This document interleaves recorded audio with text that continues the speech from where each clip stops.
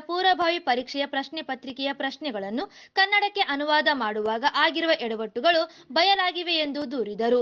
ಎರಡು ಪ್ರಶ್ನೆ ಪತ್ರಿಕೆಗಳಲ್ಲೂ ಹಲವಾರು ತಪ್ಪುಗಳು ನುಸುಳಿದ್ದು, ಕೆಲವು ಪ್ರಶ್ನೆಗಳು ಮತ್ತು ಉತ್ತರದ ಆಯ್ಕೆಗಳು ಇಂಗ್ಲಿಷ್ ಮತ್ತು ಕನ್ನಡದಲ್ಲಿ ತದ್ವಿರುದ್ಧವಾಗಿವೆ. ಇನ್ನು ಕೆಲವು ಪ್ರಶ್ನೆಗಳು ಉತ್ತರದ ಆಯ್ಕೆಗಳು ಅರ್ಥವೇ ಆಗದಂತಿವೆ ಎಂದರು.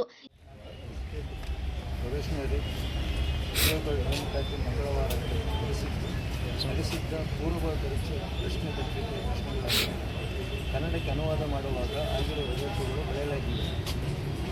ಎರಡು ಪ್ರಶ್ನೆ ಪತ್ರಿಕೆಗಳಲ್ಲೂ ಹಲವಾರು ತಪ್ಪುಗಳು ಸುಳಿದಿದ್ದು, ಕೆಲವು ಪ್ರಶ್ನೆಗಳು ಮತ್ತು ಉತ್ತರದ ಆಯ್ಕೆಗಳು ಇಂಗ್ಲಿಷ್ ಮತ್ತು ಕನ್ನಡದಲ್ಲಿ ತದ್ವಿರುದ್ಧವಾಗಿವೆ. ಇನ್ನು ಕೆಲವು ಪ್ರಶ್ನೆಗಳು ಉತ್ತರದ ಆಯ್ಕೆಗಳಿಂದ ಅರ್ಥವೇ ಆಗದಂತಿದೆ. ಉದಾಹರಣೆಗೆ, ಇಂಗ್ಲಿಷ್ನಲ್ಲಿ ತಪ್ಪು ಹೇಳಿಕೆಗಳು ಯಾವುವು ಎಂದು ಇಂಗ್ಲಿಷ್ನಲ್ಲಿ ತಪ್ಪು ಹೇಳಿಕೆಗಳು ಯಾವುದು ಎಂದು ಕೇಳಿದ್ದರೆ ಕನ್ನಡದಲ್ಲಿ ಸರಿ ಹೇಳಿಕೆಗಳು ಯಾವುವು ಎಂದು ಕೇಳಲಾಗಿದೆ.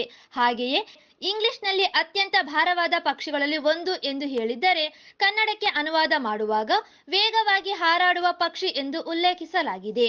ಹೀಗೆ ಒಟ್ಟಾರೆ ಪ್ರಶ್ನೆ ಪತ್ರಿಕೆಯಲ್ಲಿ ಇಂಗ್ಲಿಷ್ ಅನುವಾದದ ಅರ್ಥಗಳನ್ನು ತದ್ವಿರುದ್ಧವಾಗಿ ಇರುವುದು ಬಹಳಷ್ಟು ಜನರನ್ನು ಅನುತ್ತೀರ್ಣ ಮಾಡುವ ಆತಂಕವಿರುವುದರಿಂದ ಮುಖ್ಯಮಂತ್ರಿಗಳು ಕೆಪಿಎಸ್ಸಿ ಪರೀಕ್ಷೆಗಳನ್ನು ಮರುಪರೀಕ್ಷೆ ನಡೆಸಲು ಕರ್ನಾಟಕ ಲೋಕಸೇವಾ ಆಯೋಗಕ್ಕೆ ಸೂಕ್ತ ಶಿಫಾರಸು ಮಾಡಬೇಕೆಂದು ಮನವಿ ಮಾಡಿದರು. ಈ ಸಂದರ್ಭದಲ್ಲಿ ಅಜಿತ್ ಜಾಗೀರ್ದಾರ್, ನಿರಂಜನ್, ರವಿಚಂದ್ರನ್, ಮಾರ್ಯಪ್ಪ ಹರವಿ, ಸೈಯದ್ ಅಬ್ಬಾಸ್ ಅಲಿ ಸೇರಿದಂತೆ ಅನೇಕರು ಭಾಗವಹಿಸಿದ್ದರು.